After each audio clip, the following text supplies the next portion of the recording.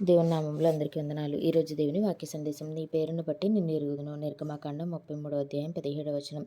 ఎవరైనా ఒక చోట ఉద్యోగం చేస్తున్నారనుకోండి, ఒక పెద్ద అధికారి, ఉదాహరణకు జిల్లా కలెక్టర్, కింద స్థాయిలో పనిచేస్తున్న ఒక ఉద్యోగిని గుర్తించి అందరి ముందు పేరుతో పిలిస్తే ఎంత సంతోషిస్తారో, ఎంత గర్వంగా అనిపిస్తుందో కదా.